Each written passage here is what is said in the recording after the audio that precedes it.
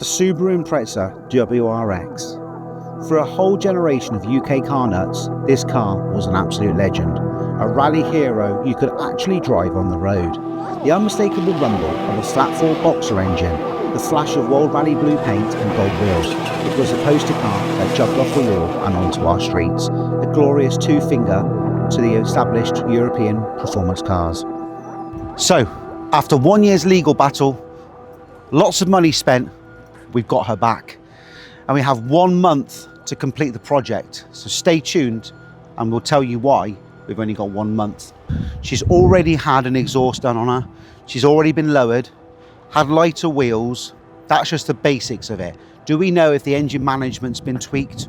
We don't know. But what we do know is it needs some love.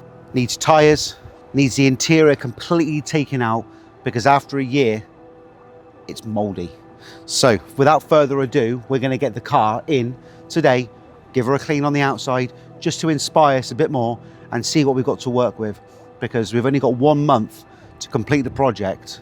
So stay tuned as we go through stage by stage, week by week, what we're going to do to this car. First and foremost, let's give her a clean.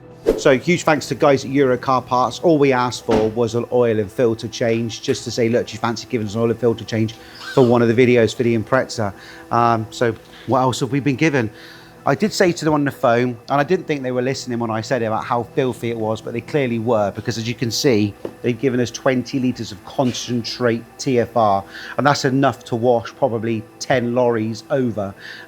So maybe they thought maybe they think it is really, really bad. So we can start off by getting all the grime off of it, give it a jet wash, give it a clean and see what we're up against. Then we've also got oil. They've given us triple QX as well to change the oil and a filter along with the plugs, some brake cleaner, sump nut and washer, a fuel filter and a cabin filter. So we've got more than we asked for, and all I asked for was an oil and filter. So again, huge thanks to the guys at Euro Car Parts, and we will go through later on in one of the other videos part of the servicing, some of the repairs and what else we need to do to revive this car back to its glory. So today is a perfect day for us to get the car, give it a nice clean, as it's not raining, so we're winning. We've got sun out today, and that's a rarity considering we're no longer in summertime. So just give you a brief outline of what we need to do, or what we can see cosmetically are the obvious things that the car is going to need. Overall, we want to get the spoiler finished. We want to get all the bodywork done so that when we take it to Millard's, again, at the end of the month, we'll be able to disclose and go through what the exciting wait is for. But in a month, that's the plan, and that's how long we've got. So let's recap from last week where we took the car for the MOT. It's come back. Unfortunately, it hasn't passed. We were under no illusion that the car was not going to pass. Having been sat off the road for a year, we had a flat battery, that's basics. The tyres were all flat, and originally we thought that we might have been subjected to a tyre or two being slashed. Turns out that wasn't the case. So thankfully for us, we managed to inflate them just in the nick of time, as you'll see in the last video where we had 10 minutes left before we'd actually got to the MOT, as the tyres, when we booked it, were all inflated. We come to take it and they weren't. So we were up against it, trying to get it ready to get it for its MOT. So thankfully we made it, didn't lose on that. So we've got some vital information on the basics of the car. We felt it was a good idea to just put it through an MOT without even putting it into the workshop, just so we could see on the basic standards of what the car needs just in order to get it back on the road. And then we can work out advisories and then look into the servicing side of things. So without further ado, we wanted to show you a little bit more around about the car and what we're up against today. Today's plan is to give it a clean, first and foremost, just to see what we're up against.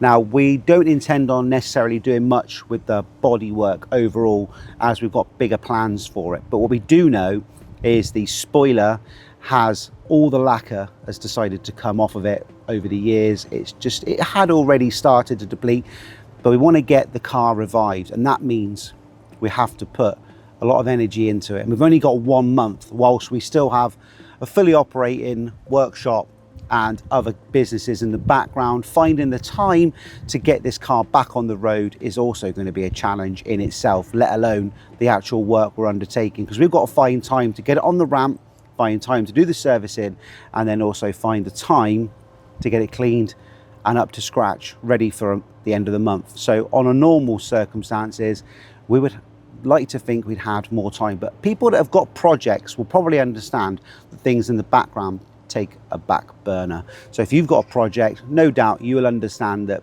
finding the time to get these cars on the road whilst working, whilst running businesses, and also day-to-day running of life is not that easy. So I'm not a cleaning expert, far from it. All I know is I've always grown up with a bucket and a sponge. I've never taken my car to a car wash. So the idea of these new modern things with TFR, growing up as a young lad, didn't even exist. Managed to go through all my years of never scratching a car. But now you've got these 2 bucket processes. So we've got 2 buckets, we've got 2 sponges, because apparently that's the new thing that we need to do. So we've got some TFR, bit of fairy liquid in there, only joking. We've got some lovely car wash inside it, because I've seen a few other people on videos saying if you put a bit of car wash in there as well, it helps. It's probably wrong, probably going to get a load of ridicule on it, but I'll take it, I'll take it. But as you can see, the lacquer on that, once you've got that lacquer and all that revived, it's going to look so good. Can't wait to bring it back to life, honestly. A whole year we've not been able to hear the engine. It's just not fun, not nice. A lot of stress. You know, we honestly thought we were never going to get this car back. And for us, we're so happy. All the grime that's in there. They're going to have to clean it where it goes. But in the minute, it's just some basic TFR, jet wash it off, sponge, and a bit of a clean, because the guys that are going to be doing the wheel refurbishments aren't going to be bothered about us getting in there and cleaning it all off, because they're going to end up stripping it back completely before they powder coat them and bring them back to life. Again, we'll be putting tyres on it as well. Whilst we go for our inspections, a good chance we're going to want to do some new brakes, so that's exciting. Got your lance.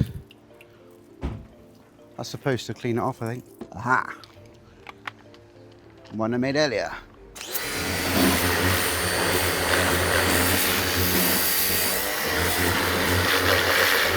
Give them a nice clean.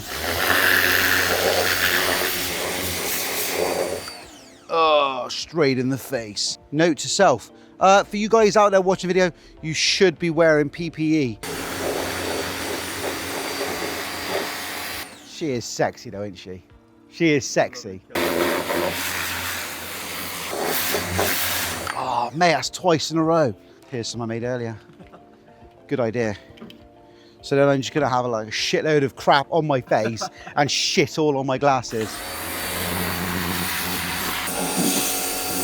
Now, one thing I do know, and that is cleaning in the arches and the underside is also really important.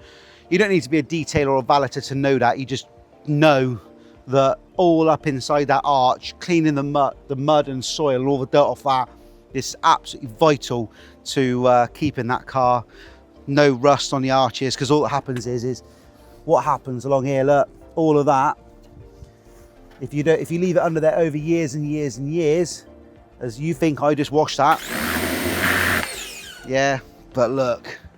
So we will end up getting the wheels off and then getting a proper clean into there, because it's just gopping. So our plan of attack is to make sure that we get this car as safe as possible and reliable as possible, ready for our trip to Germany. So we're going to need to have an extensive look underneath here. And I think from a cosmetic perspective, we're going to put this much energy and time into the upside and the top end of the car, we should at least invest some time on getting the underneath done. So we may even invest in getting in an ice blaster to just revive the underside of the car.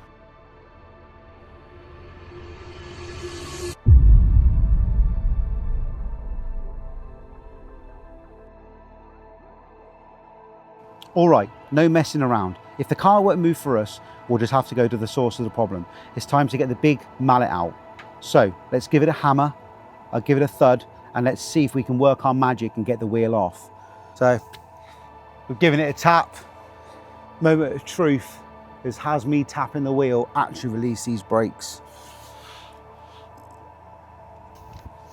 Well, I've got to be honest, I didn't think that was going to work, but that's just enough for it to free it up.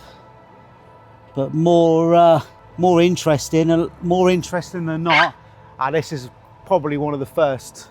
So have a look into this. As you'll see, the pad has actually detached itself from the backing. Right in there, you'll see, if you zoom straight in there, you'll see how that actual pad is actually moving. That definitely 100 million% should not be happening. So that's probably the culprit as to why that was locked on.